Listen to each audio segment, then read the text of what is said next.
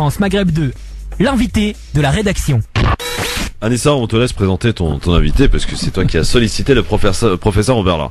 Eh bien oui, en effet, je suis très honorée de vous présenter le professeur Oberlin qui nous a fait l'immense plaisir de nous rejoindre ici sur le plateau et qui va probablement nous parler de son expérience en qualité de chirurgien dans la bande de Gaza. Je sais Quelle expérience extraordinaire. Vous y êtes rendu à plusieurs reprises et suite à ce qui s'est passé, enfin cette triste et funeste actualité qui nous a rattrapé cette semaine, eh bien on voulait avoir peut-être aussi un peu votre point de vue, votre expérience, votre sentiment. Vous étiez où, professeur, lundi dernier, quand il y a eu les 62 assassinats à Gaza? Vous étiez déjà rentré ou vous étiez encore là-bas? J'étais rentré déjà, mais j'ai été là-bas au début des marches du retour et j'ai participé entre 2 vendredis à tout ce que la chirurgie, je dirais, non d'extrême urgence, et puis le vendredi à la chirurgie urgente et dramatique.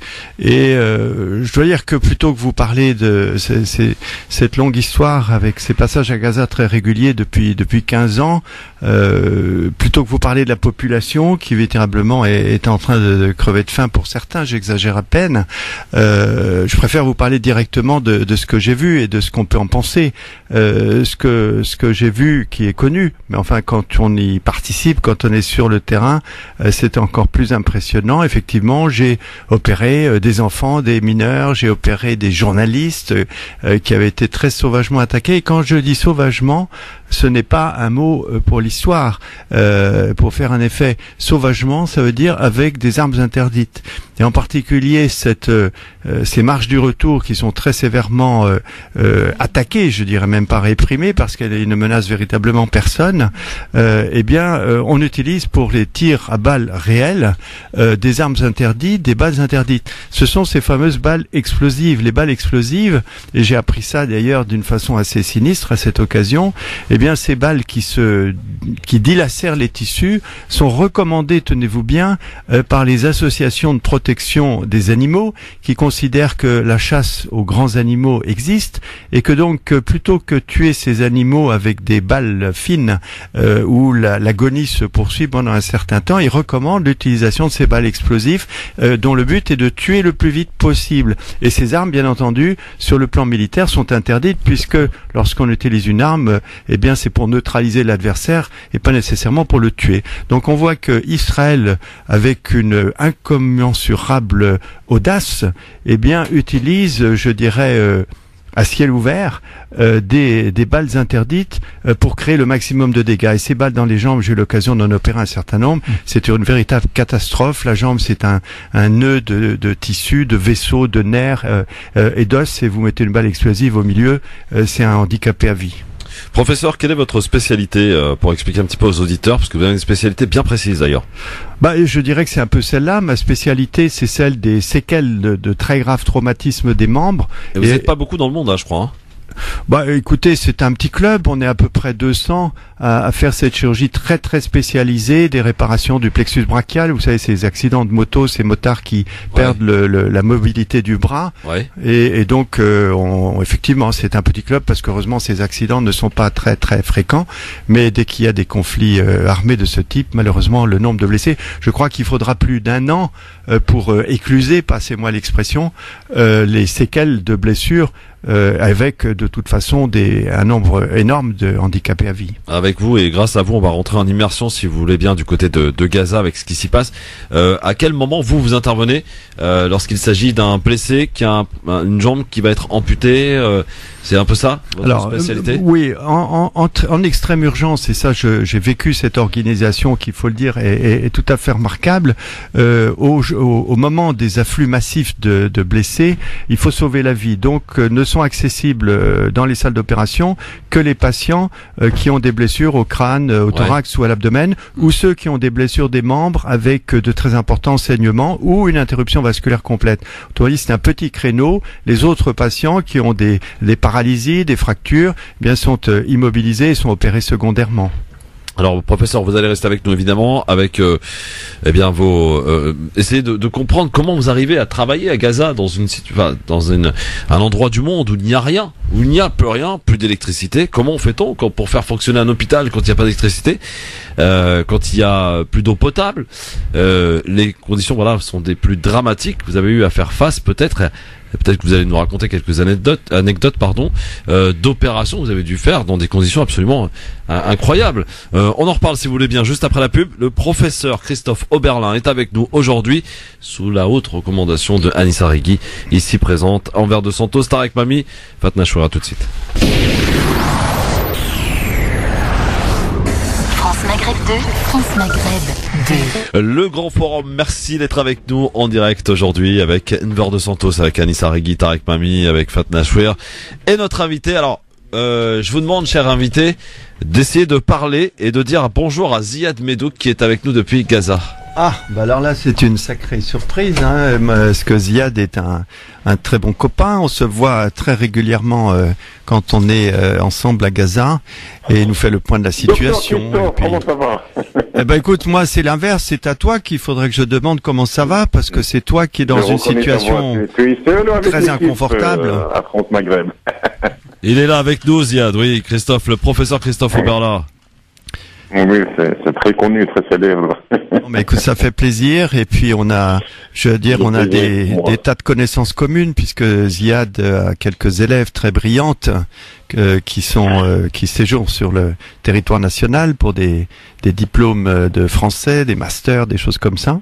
Et puis on se voit très régulièrement aussi à l'occasion du grand dîner francophone qui est organisé par Christophe de Nantes à la suite de chacune de nos missions à Gaza. Et Ziad, bien entendu, fait partie des invités d'honneur. Merci beaucoup, très gentil, Christophe. Alors Ziad, vous allez retourner le fin juin, c'est ça? Oui, fin juin, les derniers jours de juin et la première semaine de juillet, oui. Quelle est la situation, Ziad, profitant de vous avoir en ligne, quelle est la situation? Évidemment, on s'était eu lundi et mardi, la situation était extrêmement critique, dramatique, avec 62 morts, rappelons-le, côté gazaoui. Est-ce que les choses semblent rentrer un petit peu dans l'ordre, se calmer? Écoutez, aujourd'hui, c'est une nouvelle journée de mobilisation, mais c'est vrai, il n'y a pas beaucoup de monde comme les vendredis derniers, comme le lundi et mardi dernier, parce que c'est le mois de Ramadan et c'est les gens maintenant, je pense qu'il y a un changement de stratégie dans le tactique et la politique de responsable de cette marche non violente, la marche de retour. Après le drame, après les massacres et les crimes de lundi dernier, je pense aujourd'hui c'est les manifestations se font seulement maintenant ça veut dire entre 17h et 19h, donc 2 heures de mobilisation tous les vendredis, c'est ça le programme, jusqu'à le 5 juin prochain. Donc il y aura une grande mobilisation pour la commémoration de l'occupation israélienne de la ville de Jérusalem et de la bande de Gaza et de la Cisjordanie. Donc la mobilisation se poursuit, mais c'est pas comme parce que après les pertes, après le bilan très lourd de lundi dernier, je pense qu'il fallait faire un bilan au niveau des organisateurs sur place. Mais je pense qu'il y a un changement dans la mobilisation, dans la stratégie. Donc il ne faut pas aller affronter et défier, parce que le problème, les gens, ils ont compris qu'il y a 3 raisons de cette nouvelle stratégie. D'abord, que malheureusement les forces et les soldats israéliens sont assoiffés de sang palestinien, donc ils peuvent tirer à n'importe quel moment. Donc, soit vous êtes armés, soit vous êtes non violents ou pacifistes, ils vont tirer dessus. Et donc, pour éviter le nombre considérable de morts et le nombre de blessés, surtout avec le blocus israélien et le manque de moyens, d'abord, Christophe Oberlin, docteur Christophe Oberlin, donc il est venu plusieurs fois, il a constaté sur place. Et je tiens à rendre hommage à lui, à toute cette équipe médicale pour leur travail énorme dans la bande de Gaza et leur soutien aux équipes médicales et la formation des équipes locales sur place. Donc avec le blocus, avec le manque de médicaments, avec le manque de moyens médicaux, donc pour éviter donc le nombre considérable de blessés, sachez il y a presque 10 000 blessés jusqu'à maintenant depuis le 30 mars, ah oui, 10 000. Cette semaine. Donc on peut dire que c'est un numéro 1. Numéro 2, la réaction internationale, c'est vrai. Il y a beaucoup de médias, on a beaucoup parlé de Gaza lundi et mardi dernier, mais après, à part quelques réactions timides officielles, c'est vrai, il y avait une mobilisation de la solidarité internationale partout, mais au niveau de l'instance internationale, à part des réunions de Conseil de sécurité, à part des réunions aujourd'hui de Conseil des droits de l'homme des Nations Unies, donc il n'y a pas, les Palestiniens de Gaza, ils attendent une vraie sanction, une vraie position. Donc, à part quelques réactions timides, un appel d'un ambassadeur comme la Turquie, comme l'Afrique du Sud, mais dans le monde arabo-musulman, par exemple, ou dans d'autres pays, il n'y a pas vraiment une vraie réaction. Et dans le reste du monde encore, la réaction est restée timide. Donc, il n'y a pas eu de vraies sanctions. Les Palestiniens attendent des mesures donc réelles et attendent des sanctions contre cet État d'Israël pour arrêter sa politique agressive à l'encontre des Palestiniens et pour qu'ils arrêtent la colonisation et l'occupation. Et troisième raison, je pense que il faut pas oublier que la population de Gaza, nous sommes le deuxième jour de Ramadan, c'est une population endeuillée. Il y a 65 morts en cette journée de lundi et en cette semaine on a 120 morts. Donc en ce mois de Ramadan, les gens avec la solidarité donc familiale, la solidarité sociale, les gens au mois de Ramadan, soit ils sont dans les hôpitaux pour rendre visite aux patients, aux malades, aux blessés, soit ils visitent les familles endeuillées. Donc pour ces trois raisons, je pense qu'il y a moins de monde ce vendredi, même si selon le programme que cette mobilisation va se poursuivre, mais avec une nouvelle stratégie. Ça veut dire le rassemblement.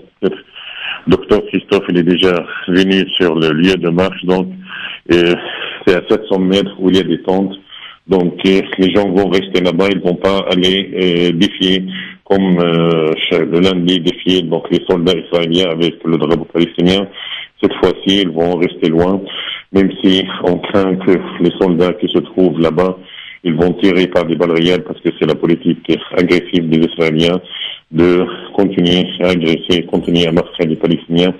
Et je pense que la bande de Gaza maintenant, elle est en train de vivre une situation un peu délicate avec le nombre considérable de morts, avec le bilan très lourd au niveau des morts et des blessés. Mais je pense que on va voir aujourd'hui, parce que c'est le premier jour de mobilisation après le massacre, c'est le premier jour de mobilisation au plein mois de Ramadan, on va voir les résultats. Donc il y a deux heures de mobilisation et de rassemblement pacifique, mais loin de présence des soldats, loin de entrepôts, c'est à 700 mètres. Donc on va voir aujourd'hui s'il y aura des morts et des blessés. Après, les organisateurs vont décider pour la suite de cette mobilisation populaire. Merci Ziad Medouk, évidemment. Vous me disiez d'ailleurs, tiens, Christophe Oberlin doit savoir un petit peu de quoi on cause. Aujourd'hui, il fait très chaud à Gaza, me disait Ziad tout à l'heure. Tiens, pour ceux qui veulent savoir un petit peu, la rupture du jeûne est à 19h30 à Gaza ce soir. Voilà, donc voilà, la chaleur certes difficile pour ce Ramadan. Mais les Gazaouis, de toute façon, ne sont pas à une difficulté prête, puisqu'ils en subissent au quotidien des difficultés. Merci beaucoup, en tout cas, Ziad, depuis Gaza. Docteur Christophe et à tous les gens qui écoutent France Maghreb. Vous le verrez bientôt, le docteur Oberlin, qui sera avec vous. Est-ce que je peux te répondre par quelques mots, Ziad? Parce que tu as soulevé beaucoup de questions, tu as apporté beaucoup d'informations, mais d'abord, mon impression, si tu veux, c'est que ces jeunes qui vont s'approcher et qui prennent de gros risques, bien entendu, on pourrait presque les bloquer militairement en mettant des cordons de police pour les empêcher de s'approcher, mais je crois qu'il y a énormément de spontanéité qui correspond au ras-le-bol de beaucoup de jeunes qui n'ont strictement aucun avenir devant eux, qui ont vu leurs parents humiliés en permanence. Donc je crois que l'on ne peut pas empêcher à un certain moment donné tout ceci, et je crois pas qu'il y a eu de stratégie de faire monter les jeunes pour avoir des morts et des blessés, et que la stratégie a changé pour éviter des morts et des blessés. Je crois que de toute façon, il faut bien dire une chose, ceux qui sont responsables, c'est nous, les Occidentaux. C'est-à-dire que, tu vois, en décembre, tu te souviens de ces manifestations de 200 000 personnes, il n'y avait pas une ligne dans les médias occidentaux, et c'est uniquement parce qu'il y a des images et qu'il y a des morts et des blessés qu'on en parle aujourd'hui. Donc il ne s'agit pas de faire l'apologie symbologie de ce sacrifice, mais en tout cas le résultat est là. Mais ce que je voudrais dire aussi et surtout, c'est est-ce que tu as suivi les informations, je dirais, en dehors de la bande de Gaza et en particulier hier? Sur quel sujet? Voilà, ton silence est éloquent et j'y comptais bien. Hier, il y a quand même quelque chose de très important qui s'est passé, mais comme il n'y a pas de communication et qu'il s'agit d'un travail purement juridique, eh bien, hier, une nouvelle plainte est arrivée sur le bureau de la procureure à la Cour pénale internationale, et c'est 560 dossiers de familles de victimes ou de victimes elles-mêmes si elles sont toujours vivantes, qui ont été constituées à Gaza par tes amis et nos amis palestiniens de la bande de Gaza, et qui ont été constituées en bonne et due forme, qui ont fait l'objet d'un dossier et qui sont arrivées à la cour. Alors c'est une pression énorme. Et il y a d'ailleurs, je dois dire sans trahir de secret, qu'il y a des signes qui viennent de la Cour pénale internationale disant aidez-nous, apportez-nous des documents, apportez-nous des preuves, apportez-nous pas simplement des grandes déclarations ou des statistiques. Ça fait longtemps déjà que ces signes parviennent aux avocats spécialisés, et en particulier au cours des dernières semaines, Fatou Bensouda s'est exprimé sur c'était la première fois que une procureure s'exprimait au cours d'un conflit, alors qu'il n'y avait pas encore de plainte, et elle avait dit très clairement à la partie que et tout le monde a compris, c'était évidemment la partie israélienne, puisqu'il y a eu 0 mort et 0 blessé du côté israélien. C'était à elle que s'adressait ce discours. Autrement dit, il y a aujourd'hui une énorme pression juridique, et tout le monde, bien entendu, se tourne vers l'autorité palestinienne qui, ayant signé et ratifié l'accord pour la Cour pénale internationale, n'a qu'à utiliser l'article 14 pour appuyer ses plaintes. Et il ne fait pas de doute que si ces plaintes étaient débloquées par le président de l'autorité palestinienne, eh bien, une investigation, une enquête pour crimes de guerre serait ouverte. Et cet article 14 pourrait actionner non seulement la plainte actuelle pour les blessés et les morts de la bande de Gaza, mais également pour la plainte qui a été déposée par 50 avocats palestiniens pour le crime de colonisation. Et c'est un mot qui aujourd'hui pèse encore plus avec les aventures américaines. Cette plainte a été déposée à l'été 2017. Et puis encore celle de la moitié à la mi-guerre 2014, une plainte avait été déposée et bloquée par Riyad al-Maliki, le ministre des Affaires étrangères de Abou Mazen, alors que cette plainte avait été déposée par le propre ministre de la Justice, qui est de la bande de Gaza. Donc on voit que l'étau de la Cour pénale se resserre, et elle se resserre, il faut que nos éditeurs le sachent bien, non pas sur les États, non pas sur l'État d'Israël, mais sur les dirigeants qui sont responsables de ces crimes de guerre. Autrement dit, il y a là un véritable espoir qui est celui de voir une juridiction indépendante enquêter sur ces crimes de guerre. Merci Ziad en tout cas, et vous aurez l'occasion d'en reparler longuement avec le professeur Oberlin. Christophe, deux mots seulement pour réagir. Donc, rapidement, docteur Christophe, par rapport à surtout parce que vraiment, donc il y a deux éléments très importants. D'abord, hier, avant-hier, c'est vrai, il y avait une campagne de propagande, de désinformation de la part des Israéliens et sur les réseaux sociaux, même dans les médias, et sur l'organisation et le déroulement de cette marche de retour. Donc, j'aimerais bien dire un petit mot seulement, parce que hier, j'ai reçu pas mal des appels de journalistes, y compris français, sur cette situation. Donc, j'aimerais bien préciser quelque chose, parce que moi, j'étais plusieurs fois sur le lieu de rassemblement à l'est de Gaza, que ça, c'est pas vrai, qu'ils ont dit que le responsable de Hamas, il paye les manifestants pour être tués ou blessés par... Donc ça, si les gens de l'extérieur, ils connaissent pas la population palestinienne, il n'y a personne qui accepte qu'il soit payé pour qu'il soit mort ou soit blessé. Donc ça, c'est pas vrai.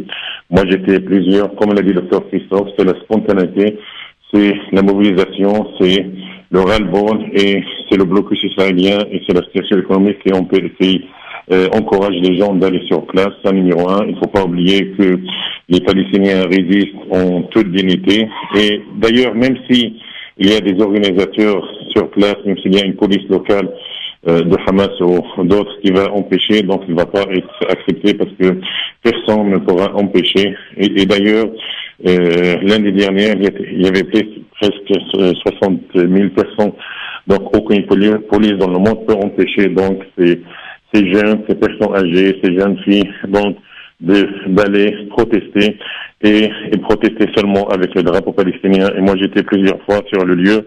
Les gens défient les soldats israéliens seulement. C'est un signe de protestation contre le blocus, contre le transfert de l'ambassade américaine. Et donc, il n'y avait aucune couleur politique. C'est vrai, peut-être, il y avait des partis d'ici ou d'ailleurs qui essayent de récupérer, mais la réalité qu'il y avait une population civile, il y avait presque 60 000 personnes qui ont essayé de montrer leur colère contre le blocus israélien, contre merci Ziad, contre l'ambassadeur américain. Donc ça. Et deuxième point pour c'est vrai, hier il y avait 560 plaintes officielles de la part des victimes, des familles des victimes, des blessés, des morts. Mais j'aimerais bien, donc je suis pas spécialiste de l'aspect juridique, mais il y a deux choses très importantes. Donc avec chaque drame, il y a toujours de l'espoir. Donc c'est vrai, il y avait une demande officielle, donc il y avait les organisations et les associations de droits de l'homme à Gaza, ils ont récupéré les plaintes. Hier, il y avait une conférence de presse, c'est vrai. Mais je pense que ça, c'est au niveau individuel. Mais je pense qu'il y avait une déclaration aujourd'hui de l'autorité palestinienne, peut-être, c'est pas sûr, que lundi prochain, donc l'autorité palestinienne va saisir le Cour pénal international pour justement faire une demande officielle contre les crimes israéliens à Gaza. Et s'il n'y aura pas de pression contre l'autorité palestinienne, je pense lundi prochain, il y aura une demande officielle avec ces 560 plaintes individuelles. Parce qu'il ne faut pas oublier que si l'autorité palestinienne ne fait pas la demande, je pense qu'il ne va pas être accepté parce que les demandes individuelles, je pense, ils sont pas acceptés. On a vu en 2014, après l'offensive militaire 2014, il y avait une demande, mais il n'a pas été vraiment faite d'une façon officielle de la part de l'autorité parce qu'il y avait une pression internationale. Il ne faut pas oublier que l'autorité, il n'est pas autonome, donc il a toujours la pression. Merci Ziad. On a bien compris en tout cas, et l'information est importante. Juste, on va rajouter à Ziad que le syndicat français, donc national, le SNJ, syndicat national des journalistes français, a lui aussi déposé une plainte donc à la Cour internationale à cause donc de l'assassinat des journalistes. Et ça, c'est quand même une autre tournure dans l'histoire de la France. Et ça, Monsieur Abou Mazen, docteur, je vais revenir vers vous. Et donc là, Abou Mazen, il peut rien faire parce que moi je l'ai entendu dans son dernier discours où il dit que les personnes déposent plainte. Il sait très bien que ça marche pas comme ça. Merci Ziad. Merci Ziad. Peut-être un mot pour rebondir. Allez-y. Rebondir sur ce que vient de dire Tariq Mami, notre ami commun Jacques-Marie Bourget, qui est un journaliste français qui est très grièvement blessé dans l'activité de ses fonctions par une balle israélienne. Il a failli passer, il a gardé de lourdes séquelles. Je pense qu'il doit se réjouir aujourd'hui que ses camarades journalistes qui ont été victimes sont soutenus par Reporters sans frontières, ce qui n'était pas du tout le cas à l'époque. Non, c'est SNJ. Oui, enfin, Reporters sans frontières a fait des déclarations aussi, donc tout ça va dans le bon sens. Voilà. D'accord. Alors beaucoup de questions à vous poser, voilà, professeur. Justement, Christophe, moi je voudrais profiter de la présence de Christophe Oberlin pour faire quelques questions rapides, des réponses rapides pour le faire connaître par les auditeurs de France Maghreb 2. Et bien sûr, Anissa peut intervenir à nos côtés. Alors, première question facile. Ça fait combien d'années que vous allez à Gaza, professeur? J'aimerais autant qu'on parle pas trop de moi. Non, mais c'est juste pour savoir. Pas le sujet, parce que la question suivante. Voilà. Donc, quelle est l'évolution que vous avez vue ça de fait, vos yeux? Voilà. Ça fait maintenant 16 ans. Je vais 3 fois par an, donc c'est vrai que ça fait plus d'un an passé sur place en cumulé, mais surtout en longitudinal, donc ça me donne une idée sur l'évolution, ça c'est vrai. C'est ça qui m'intéresse. Il y a peu de gens effectivement qui ont cette vision longitudinale. Voilà, donc c'est là ma deuxième question. Comment décrivez-vous ce processus des 16 années que vous avez passé donc par intermittence à Gaza?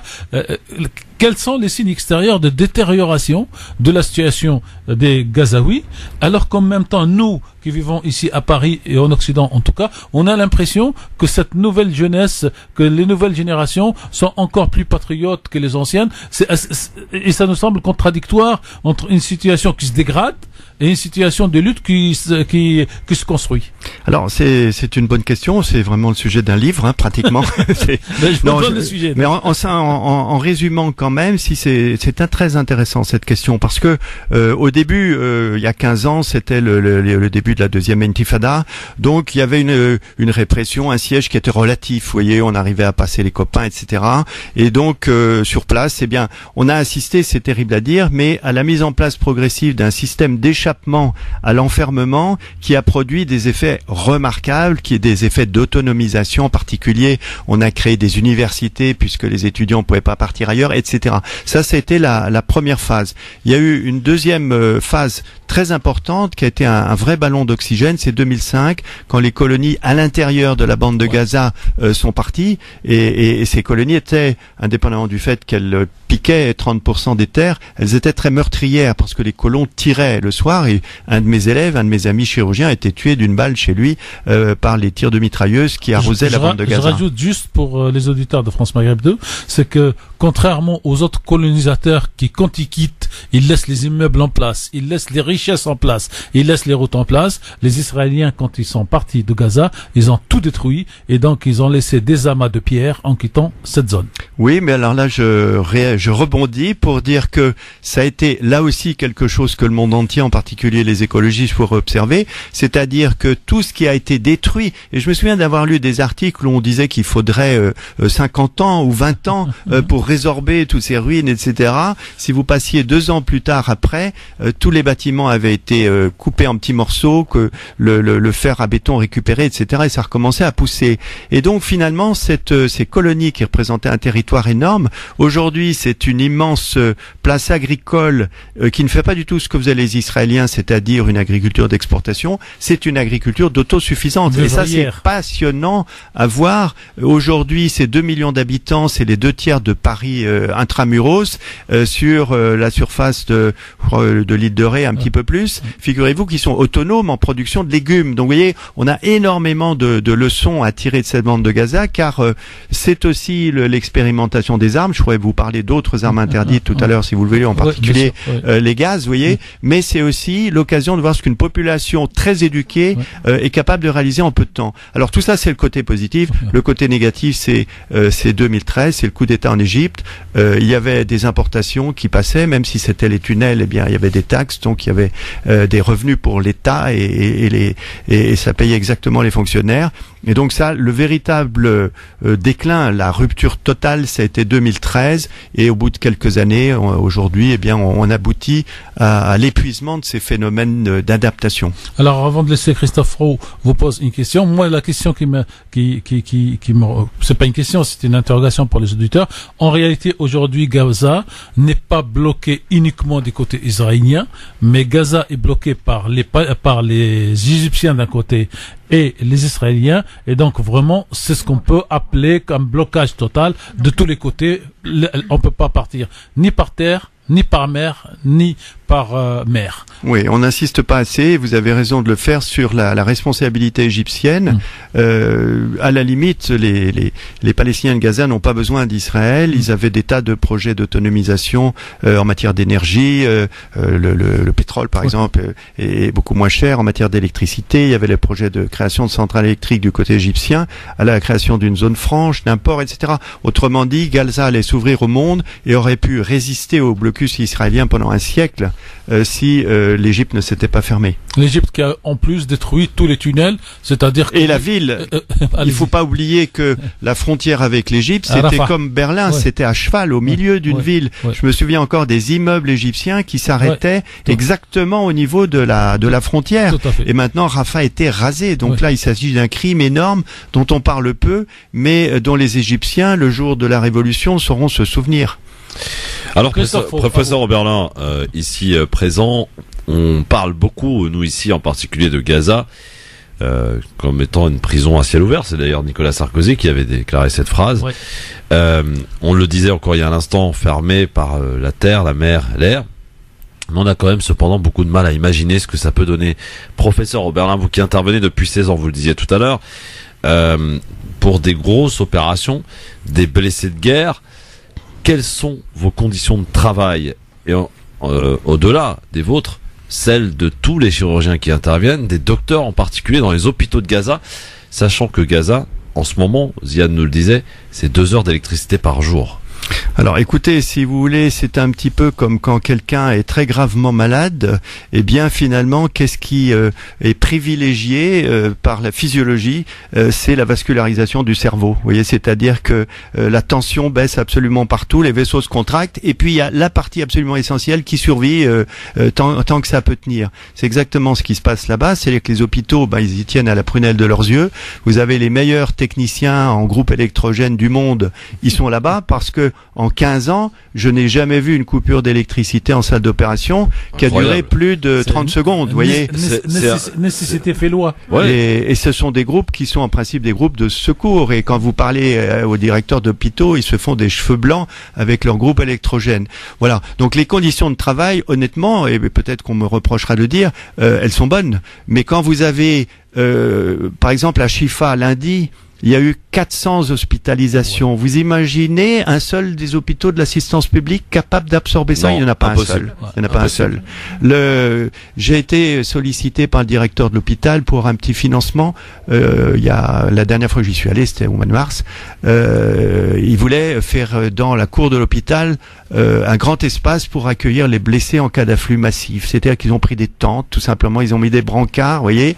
Et c'est terrible parce que la veille de ce lundi dernier, j'ai reçu l'image de ma tante, entre guillemets, auquel j'avais participé très modestement. Et ça m'a rappelé, mon grand-père qui avait fait la guerre de 14, qui était chirurgien, d'ailleurs, dans les tranchées. Il était à Verdun. Et il a vu arriver les cercueils la veille des grandes offensives, vous voyez. Et ça, c'est impressionnant parce qu'on se rend compte que à un siècle de distance, l'humanité n'a pas progressé. Professeur Oberlin qui est avec nous, Anissa Regui, Enver de Santos et aussi Fatna Chouer que l'on va vous présenter, professeur, parce que elle est vice-présidente d'une association justement qui est dans votre domaine, le médical, et qui œuvre justement pour les Palestiniens. Elle vous expliquera tout cela dans un instant au travers de l'association Amani. Voilà, beaucoup d'invités, c'est un réel plaisir de vous avoir ici, professeur, sachez-le. Merci Christophe. Et on va essayer de continuer à parler de ce qui nous interpelle, nous préoccupe, nous interroge, la situation des Palestiniens, mais en particulier de Gaza, parce que vous intervenez, vous, à Gaza, et ce depuis 16 ans. En fait, question rapide, réponse rapide. Pourquoi avoir choisi Gaza? Enfin, qu'est-ce qui vous a amené à Gaza, professeur? J'ai toujours circulé depuis que j'ai été formé. J'ai essayé d'utiliser mes compétences pour travailler. J'ai formé des gens. Et par exemple, j'ai fait 15 ans de chirurgie de la lèpre avec des missions ponctuelles comme ça. C'est une chirurgie assez simple, vous voyez. Et puis après, j'ai été appelé à faire des chirurgies plus compliquées. Oui, non, c'est des chirurgies assez simples. Il faut pas mystifier ce qu'est la chirurgie. Ouais. Et donc mythifier, pardon. Et puis après, j'ai travaillé dans beaucoup de pays d'Afrique. J'ai passé une année dans un petit village de Centrafrique au titre de la coopération, par exemple, vous voyez. Donc j'ai toujours travaillé à l'extérieur. Il y a un petit faible pour Gaza quand même. Disons que c'est là où se jouent beaucoup de choses. Ouais. Et je me suis aperçu avec le temps qu'il fallait pas papillonner, si vous voulez. Si vous éparpillez un petit peu partout, vous allez faire un petit truc. Mais quand vous êtes quelque part et que vous avez une compétence, vous voyez, si vous y allez tous les 4 mois, les amis sur place, les chirurgiens, ils disent bon, là, toi, je te mets de côté parce que le mois prochain, il y a quelqu'un qui vient, c'est un peu trop compliqué, on fera ça ensemble. Vous voyez, ça permet d'assurer quelque chose presque en continu. On en reparle dans un instant avec vous, chers amis auditeurs. Si vous souhaitez évidemment poser des questions, n'hésitez pas. 01 40 33 9000, à tout de suite. France Maghreb 2, France Maghreb 2. Merci d'être avec nous en direct sur votre radio France Maghreb 2. C'est le grand forum, mais c'est jusque 18h avec aujourd'hui l'immense plaisir d'avoir avec nous le professeur Christophe Oberlin qui est avec nous en direct. Avant de vous reposer de nombreuses questions, mais j'allais dire que vous connaissez la maison maintenant, cher professeur, et vous êtes bienvenu ici. Moi, oui. Absolument. Voilà, vous avez dit la phrase qu'il fallait, vous êtes ici chez vous, professeur. Vous présentez donc Fatna, je vous en parlais, Fatna Chouer, qui est donc la vice-présidente de l'association Amani, qui organise d'ailleurs ce week-end un radioton sur France Maghreb 2, et on va solliciter la générosité qui, pendant cette période sacrée, chers professeurs, sont d'une extrême générosité d'ailleurs en temps normal, mais alors le Ramadan c'est davantage. Et l'association Amani qui propose donc un radioton pour essayer de reproduire ou plutôt de faire aboutir 2 grands projets, Fatna, que tu nous rappelles. Alors, deux projets qui existent déjà. Le premier qui est à Raza, c'est soutien psychologique, c'est un centre que nous finançons, que nous avons aménagé. Que vous connaissez, professeur? Alors bien sûr, et je voudrais insister, si vous me laissez la parole une seconde, pour dire tout le bien, mais ce n'est pas simplement sentimental, que je pense de ces actions. Gaza est soumise au siège, y compris au siège financier, c'est-à-dire que des grandes associations qui ont des fonds énormes ne peuvent pas faire entrer un centime, et ça pose d'ailleurs d'énormes problèmes. Et donc le travail de ces associations de taille moyenne, voire même de petites associations, est fondamental à partir du moment où il s'inscrit dans la durée. Et c'est exactement ce que fait Amani en soutenant des projets. D'abord, c'est des projets qui sont relativement gratifiants à soutenir parce que vous en avez le retour, vous savez ce qui se passe et vous avez des témoignages. Vous voyez, quand on vous envoie une photo avec une bibliothèque qui a été remplie de bouquins que vous avez financés, vous savez que c'est du solide. Et donc c'est très important d'alimenter, même de manière extrêmement réduite, mais en continu, un certain nombre d'associations. Et l'association Amani, auprès des enfants, auprès des femmes, ils ont développé un système assez intéressant qui est de faire fabriquer des produits textiles, des broderies, sur commande, c'est-à-dire que la commande est faite, elle est payée et à ce moment-là, les femmes se mettent au travail, c'est-à-dire on est certain de pouvoir écouler. Donc toutes ces initiatives qui contournent le siège, eh bien, sont vraiment les bienvenues. Et sachez qu'aujourd'hui, même un don de 20 € par mois pour une famille, c'est quelque chose de très important. Alors Fatna, donc pour ce qui est de ces 2 projets, on est d'ailleurs en ligne avec Nour depuis de Gaza, dans quelques instants qu'on va accueillir. Mais rappelle-nous donc ces 2 projets en question. Alors Gaza, le soutien psychologique, les enfants traumatisés par la guerre. Donc il y a tout un travail en partenariat parce que le projet est piloté par un médecin, Jeanne, une Bretonne, en lien avec Nabila. On travaille sur la résilience, sur tout le travail du traumatisme subi, et donc avec des thérapeutes et des gens qui sont formés, et surtout des gens qui sont formés sur place, parce que nous, ce qui nous intéresse, c'est pas de faire un projet hors sol, c'est de faire un projet qui devienne autonome, qui soit géré par les Palestiniens eux-mêmes, et de trouver un espèce pas d'autofinancement, mais de pérennité dans la durée.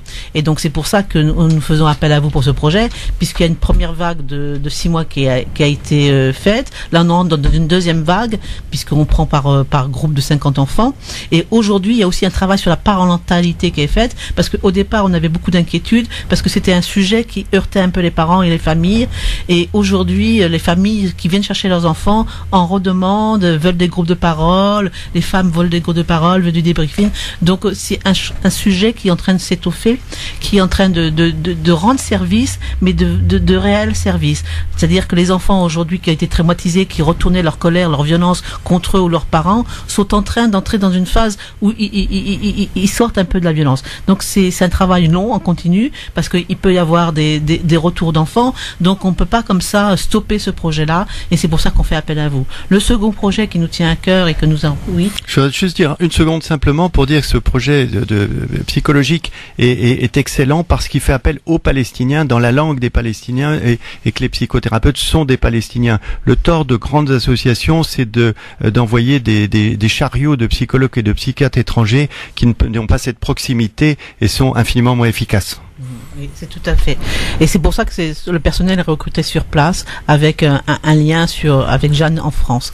Le deuxième projet, qui est le projet du dispensaire des réfugiés syriens et palestiniens à Tripoli, dans un camp de réfugiés. Là, on est dans une situation critique puisque nous avons plus assez de fonds pour continuer. Si nous ne trouvons pas de fonds, nous serons obligés de fermer en juin 2018, et nous sommes le seul point d'accès aux soins dans ce camp de réfugiés pour les Palestiniens et les Syriens. Et nous recevons entre 60 et 80 consultations par an. Il y a donc des consultations par mois. Il y a des consultations de gynécologie, de pédiatrie, des infirmières, des sages-femmes, et voilà. Donc on a essayé de le rendre un peu plus autonome, de l'autofinancer, mais comme nous sommes une société, une association française. Nous n'avons pas encore reçu l'agrément de l'État libanais, qui est très difficile. En plus, l'État libanais nous interdit de pouvoir embaucher des médecins palestiniens qui sont très compétents. Ils peuvent pas travailler sur le territoire, ils peuvent rien faire.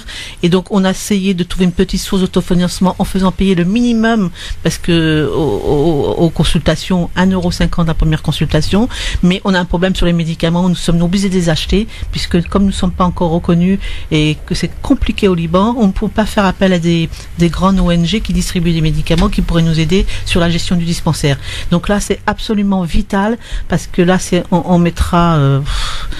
on va laisser des familles sans accès aux soins. Je veux dire, elles arriveraient quand même à brûler. Mais là, c'est vraiment des soins de qualité. Tout le monde est content. Il y a un suivi de maternité qui est très important. Enfin, elles sont encadrées, les femmes, pour accoucher. Enfin, il y a tout ce qu'il faut, et on essaye toujours d'équiper.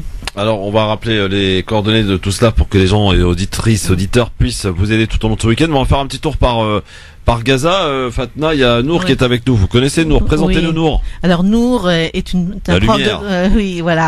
prof de français qui habite à Derbaleh, qui est mère de 6 enfants, qui était venue accompagner des enfants en France. C'est comme ça que je l'ai connue, et qui se débrouille tous les jours, qui essaye de trouver des prodiges pour pouvoir assurer le minimum à sa famille, et surtout qui a très mal vécu les derniers bombardements qu'il y a eu. Sa petite fille, elle a une petite fille, elle en parlera, Nour, qui est très très très traumatisée par ce qui s'est passé, et donc voilà, elle va vous dire son quotidien, ses heures sans électricité, ses heures où elle peut pas, parce que heures sans électricité, il faut quand même le savoir, ça veut dire que vous pouvez rien stocker en matière de nourriture. Ah, bien sûr. Nour, bonsoir. Ah, Nour. Apparemment, on a été coupé donc depuis Gaza. On va tenter de la rappeler pour qu'elle puisse nous donner son sentiment, bien sûr, depuis Gaza. Nour, Anissa, tu restais bien silencieuse depuis tout à l'heure. Non, mais j'écoute avec intérêt tout ce qui se dit, et c'est vraiment pour nous qui parfois avons des nouvelles via les réseaux sociaux, alors des nouvelles parcellaires, enfin des nouvelles pas forcément d'ailleurs ce que disait tout à l'heure Ziad, conforme à la réalité. C'est très intéressant d'avoir un retour comme ça de personnes qui sont sur le terrain, et j'écoute ça avec beaucoup d'intérêt. Alors, Enver, peut-être il y a une question, Anissa, enfin n'hésitez pas à poser une question et profiter de la présence du professeur Christophe Oberlin qui est avec nous aujourd'hui. Juste auparavant, Fatna, pour le Radioton, pour l'association Amani, rappelez donc les outils nécessaires pour le Radioton, pour que les auditrices et auditeurs crachent le pognon, quoi. Oh non, je le dirais pas comme ça. Oui, mais bon, je le dis comme ça, moi, voilà. Je voulais quand même le rappeler que dans ce mois qu'on dit toujours de solidarité et de partage, le but n'est pas non plus de faire la course à se rattraper le soir, quoi. Faut aussi penser que voilà, un peu de solidarité, ça nous fera pas de mal de s'alléger un peu, et puis en plus on répondra à un certain nombre de principes. Et franchement, je le répète, moi j'ai fait un voyage en Palestine en 2000. Je suis pas allé à Raza parce que notre équipe pouvait pas y aller. J'y suis allé. Les conditions sont, Nour vous expliquera, sont de pire en pire. Mais ce qui est dramatique, c'est que même le quotidien, il n'y a plus de quotidien. Je veux dire que même quand vous avez des difficultés économiques, mais que vous avez un quotidien, vous pouvez espérer, vous vivez, les choses se passent normalement avec difficulté, mais vous vivez votre quotidien. Mais là, le quotidien, il n'y a pas de quotidien. Chaque jour est un jour différent. Chaque jour est une bataille. Chaque jour est difficile. Chaque jour est un déchirement. Et puis vous avez des enfants comme ça qui sont massacrés, leur avenir est massacré, et si on les aide pas ils vont pas oublier ce qu'ils ont subi, mais ils vont pouvoir entrer en résilience, ils vont pouvoir se construire avec ce qu'ils ont vécu. Ça leur donnera peut-être la force, parce qu'il faut pas oublier que c'est l'avenir de la Palestine, il faut pas oublier que ces enfants n'ont pas où se retourner, et que la plupart d'eux, quand vous parlez avec des Palestiniens, ils n'ont pas envie de quitter la Palestine, ils ont envie de rester sur place, mais de construire quelque chose, mais de vivre normalement. Alors faut leur donner une chance, et c'est chance-là, y a pas Oui, les coordonnées, Fatla. Parce que là, il faut. Non, c'est dommage. Là, on est prêt. Là, on est prêt. Il y avait beaucoup de verve, tout ça, beaucoup de passion. En tout cas, je précise que nous, on ne souhaite pas intervenir. Hein. Ne souhaite pas finalement intervenir. 06 25 86 31 02, c'est le téléphone. Ensuite, vous avez l'adresse mail. Oui, il faut répéter le téléphone. Alors 06 25 86 31 02, le téléphone. Vous aurez à l'appareil Rassan, qui est libanais, qui est adhérent de notre association. Ensuite, vous avez Asso Amani, @gmail.com pour le mail.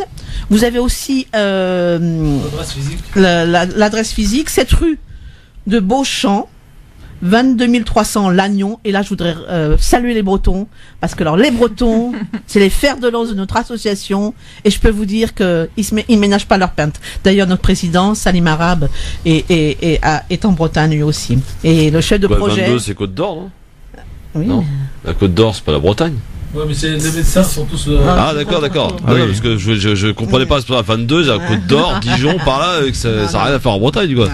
D'accord. Non, mais ils sont tous bretons. Bon. Et donc voilà. Et nous avons un Facebook. Alors moi, comme les Facebook, c'est pas trop mon truc. Je suis pas retenu. Je sais pas. Vous verrez, il y a un Facebook. Hein. Voilà, Asso Amani, je crois, non? Ouais, c'est ça. C'est Asso Amani. Ouais. Et puis on a un site aussi. Et sur le site, vous aurez notre RIB, parce que là, ça serait trop long que je vous le donne. Mais sinon, vous envoyez un mail. Et je dis aussi, c'est déductible. Donc 66%. Voilà, en fin de compte, 100 €, ça fait 33 de véritablement payer.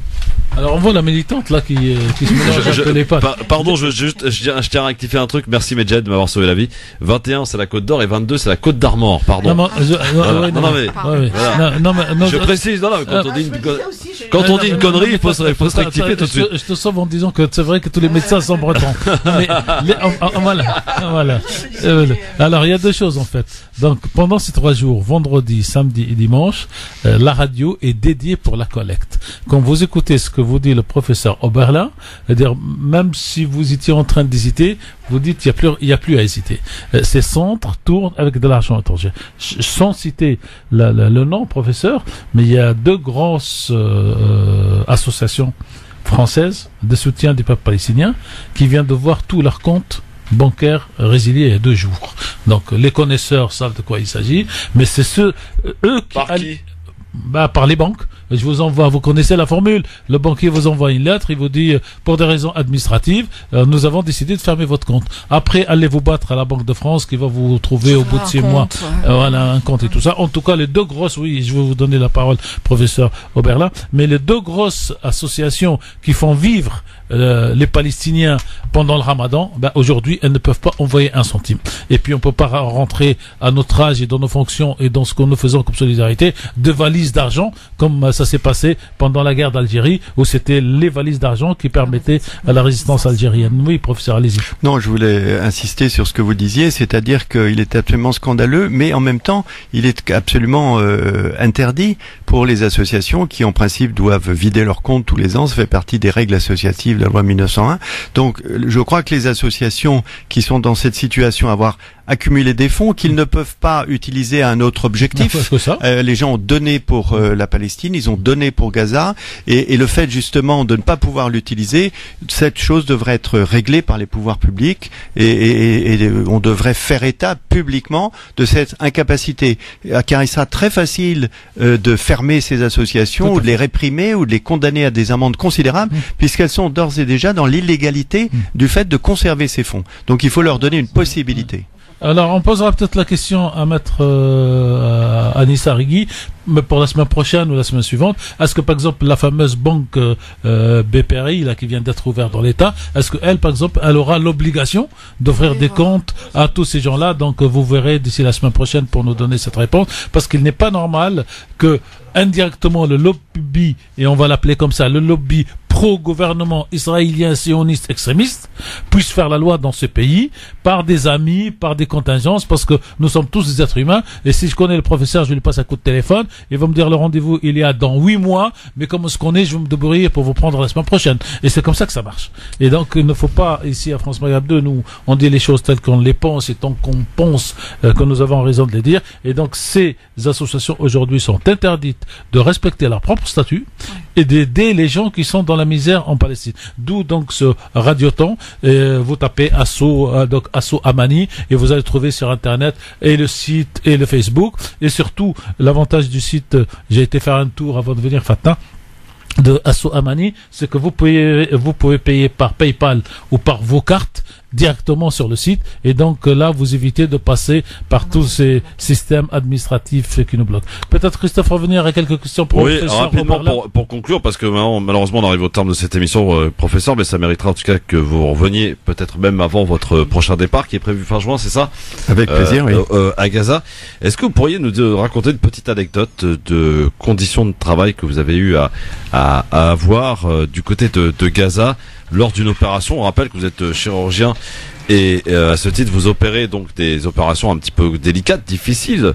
C'est pour ça d'ailleurs que on fait venir votre expérience à Gaza et que vous avez aussi formé, c'est le but, aussi des chirurgiens du côté de Gaza.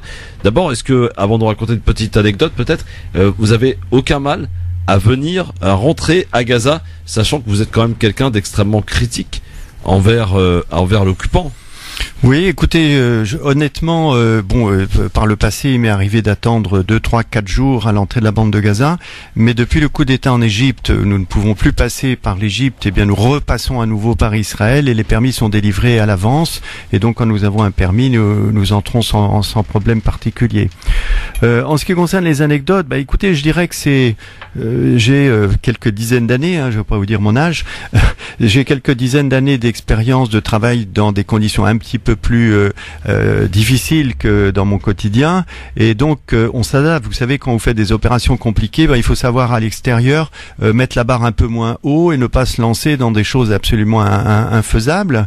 Et puis il y a aussi toute l'ingéniosité des personnes qui vous entourent et qui sont habituées, qui ont une réactivité. Vous voyez, il y a un personnel infirmier par exemple en salle d'opération qui est remarquable parce qu'il y a une filière de formation qui n'existe pas chez nous, qui sont les infirmiers de techniciens de chirurgie. C'est-à-dire qu'ils ne font pas d'études d'infirmiers pendant des années, ils font directement une formation à l'aide opératoire. Et donc nous avons des gens qui sont très jeunes, extrêmement motivés et qui ont véritablement une formation qui est parfaitement adaptée au geste chirurgical.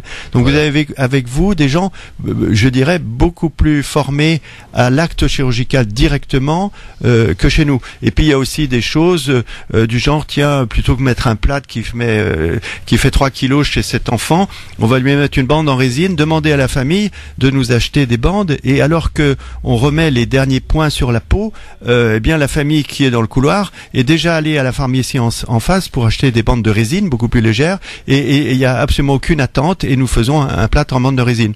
Donc il y a beaucoup d'adaptation, d'adaptabilité dans notre travail qui le rend aussi plus facile. Anissa? Comment va le journaliste Adnan Al-Adjar? Vous avez des nouvelles depuis Alors là, lui, c'était pas une lésion trop dramatique, si j'ose dire, parce que les lésions vasculaires ont été réparées et il n'y a pas de problème. Donc ça, c'est le résultat maintenant de la chirurgie nerveuse. Il n'y a pas eu de complications post-opératoires, mais la chirurgie nerveuse, vous savez, quand on suture un nerf, c'est pas comme un fil électrique, on allume la lumière, ça marche tout de suite. C'est de la biologie. Il faut que les fibres nerveuses repoussent à une vitesse très lente, 3 cm par mois. Autrement dit, il faut dire à 18 mois pour avoir le résultat. Et ça, c'est tout le problème de la chirurgie nerveuse. Ces délais qui sont longs font qu'il y a des effets d'épuisement à la repousse nerveuse. Et en ce qui concerne les lésions du nerf sciatique, par exemple, qui sont à la fesse, par exemple, eh bien, vous avez 1 mètre de repousse, ou 1,50 m presque, ou 1,20 m. Et donc, ces lésions, même si on les répare très bien et très tôt, on sait qu'elles laisseront des séquelles importantes. Elles mettront du temps, elles laisseront des séquelles. Donc justement, vous n'avez pas le sentiment que les armes utilisées, plus que pour tuer n'ont vocation qu'à donner l'exemple, c'est-à-dire à éviter, si vous voulez, c'est un peu la potence au milieu de la place publique, c'est-à-dire qu'on va blesser, on va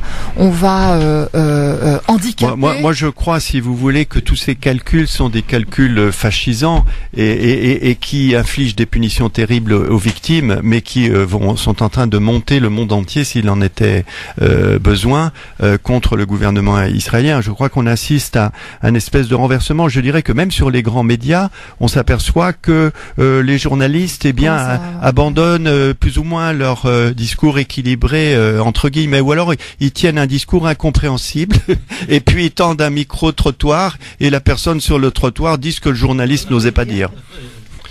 Effectivement. Professeur, merci beaucoup en tout cas d'être venu ici en direct. Je voudrais rajouter donc 30 secondes. Rapidement, Tarek, oui, très rapidement. C'est que le professeur a écrit un super livre sur les chrétiens de Gaza. Oui. Il a fait un super entretien avec nos collègues de France Culture et les collègues de France Culture nous ont autorisé à diffuser donc cette interview sur ce livre. Et pendant le mois de Ramadan, donc on va vous faire profiter de cette belle émission. Et c'est comme ça aussi que des fois la collaboration entre médias peut produire. Professeur. Juste une seconde. La première présentation que j'ai faite de ce livre sur invitation était dans une mosquée. Ouais. Voilà. Ça ne s'invente pas. Parfait. En tout cas, merci beaucoup, professeur Oberlin, d'être venu. Et vous, vous êtes pas loin. Voilà, vous revenez quand vous voulez pour nous faire un petit peu, évidemment, la situation, parce que vous connaissez mieux que personne autour de cette table, en tout cas, la situation des Gazaouis. Et je suis sûr que à chaque fois, quand vous y retournez, c'est quoi? C'est le sentiment qui domine. Juste pour finir, le sentiment qui domine quand vous retournez à Gaza? Je suis content de reprendre quelque chose là où je l'ai laissé. Je dois dire que maintenant, avec la communication moderne, WhatsApp et tout ça, il n'y a plus ces trous, si vous voulez, entre les séjours là-bas. On arrive à maintenir un lien continu. En tout cas, merci Christophe pour votre invitation. Professeur, à très bientôt. Et Fatna, merci beaucoup aussi, Fatna Chouir, pour l'association Amani. Tout au long du week-end, vous allez en entendre parler. Elle revient demain. Elle a gagné au tirage au sort et elle reviendra dimanche. Anissa, Enver, Tarek, on reste ensemble dans un instant. À tout de suite. France Maghreb 2, France Maghreb 2. Le Grand Forum, merci d'être avec nous. Et nous étions donc depuis tout à l'heure avec le professeur Oberlin. Je vous invite d'ailleurs à écouter l'émission pour ceux qui l'ont loupé, puisque cette émission du Grand Forum est rediffusée. Alors à la nuit, un peu plus tard, je crois que pendant le Ramadan, c'était 1h du matin. 1h du matin, mais elle est aussi... Mais elle est laissée avant le Tarawih. Elle sera donc tout à l'heure sur le YouTube, sur la chaîne YouTube de France Maghreb 2. Et celle-là, on peut la voir à n'importe quelle heure. Il n'y a pas besoin de faire le Tarawih. C'est l'avantage. Ou de rater le Tarawih. Monsieur Tarek Mami Anissa Regui, Enver de Santos. Je vous présente quelqu'un que vous connaissez et qui je souhaitais donner la parole, puisque son livre est sorti il y a 2 jours, je crois, à peine. Sabrina Artis, bonsoir. Bonsoir tout le monde. Bonsoir Sabrina. Comment ça va, Sabrina? Ça va, et vous, comment vous allez tous? J'entends là depuis tout à l'heure, il y a un très bon sujet d'ailleurs à soutenir, et puis ça fait plaisir de vous entendre tous un peu à l'antenne. Alors, ma chère Sabrina, pour conclure le Grand Forum, ce livre, il est sorti, comment s'appelle-t-il? On peut l'acheter où? Et je crois que tu avais émis l'idée d'en offrir quelques-uns à nos auditeurs. Tout à fait. Alors, le livre s'appelle « Jeûner, avoir soif de Dieu ». Il est disponible sur Amazon. Et comme son nom l'indique, parle d'un thème qui nous est propre et cher, notamment durant cette période de jeûne pendant le Ramadan. Ce livre, il est à prendre un peu je l'ai écrit un peu comme un journal intime, en fait, comme quelqu'un qui tous les soirs va écrire sur le sujet de ce que le jeûne et toute cette spiritualité peut lui apporter. Donc je me suis vraiment confiée, on va dire. Ce sont des écrits qui sont intimes, en fait, et un peu comme un journal de bord, un journal vraiment intime. Chaque jour, chaque nuit correspond à un écrit. J'espère en tout cas qu'il apportera au lecteur tout autant d'émotions que ça m'a apporté de la manière dont je l'ai écrit. Et c'est quelque chose de vraiment intime, spirituel, de très léger aussi, et en même temps tout aussi profond. En même temps, pour ceux qui me connaissent et qui connaissent ma plume, je pense qu'ils sauront de quoi je parle. En tout cas, on peut retrouver d'ailleurs des extraits de ce livre dans une chronique ramadanesque sur France Maghreb 2 tous les soirs à 19h25 pour être très précis. Donc tout à l'heure Et pour la précision de l'horaire. bah oui, attendez, faut être précis dans la vie.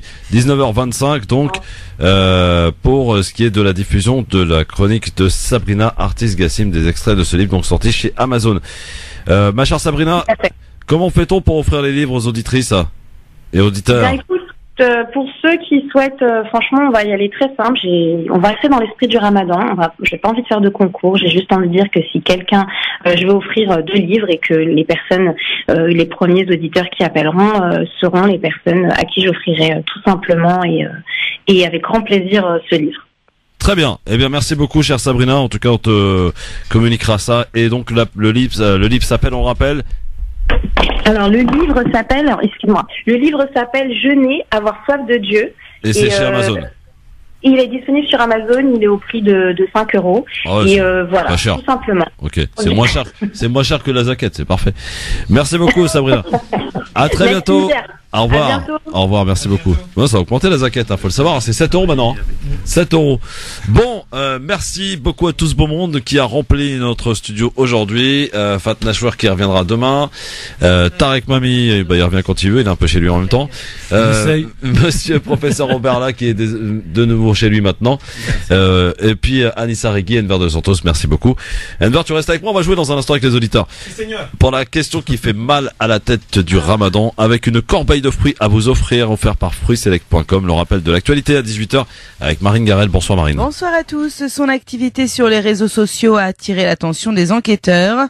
Un Égyptien est mis en examen pour association de malfaiteurs terroristes criminels. Depuis ce matin, on sait qu'il est soupçonné d'avoir préparé un attentat avec des explosifs ou du poison. Ce jeune homme de 20 ans étant en détention provisoire après son interpellation. C'était il y a une semaine. Victime d'une erreur judiciaire pour un meurtre qu'il n'a pas commis, Marc Machin, dont la condamnation avait été annulée en 2012, refait parler de lui. Hier, il a été placé en garde à vue pour viol et escroquerie.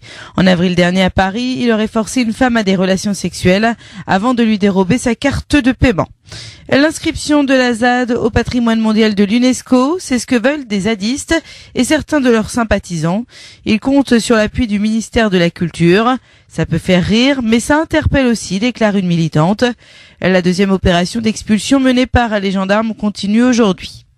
Nicolas Hulot à Marseille. Le ministre est venu lancer une grande consultation sur la biodiversité. Elle doit aboutir à des mesures concrètes au mois de juillet. L'Afrique de l'Est prend les devants. Elle se déclare en état de haute alerte face à la menace Ebola. Même si l'épidémie de fièvre hémorragique est circonscrite à la République démocratique du Congo, État voisin. Depuis le début de l'épidémie en RDC, au mois de mai, 25 personnes sont mortes. Le Japon est prêt à répliquer. Le pays a annoncé aujourd'hui à l'Organisation mondiale du commerce qu'il comptait prendre des mesures en représailles à la décision des États-Unis d'imposer des droits de douane sur les importations d'acier et d'aluminium. Les autorités nippones estiment avoir le droit d'instaurer des taxes sur des marchandises américaines à hauteur de 385 millions d'euros. Et puis les préparatifs vont bon train pour le mariage princier. Demain, Harry de Galles et Meghan Markle se diront oui à Windsor. France Maghreb 2, service, info, musique, divertissement. France Maghreb 2. France Maghreb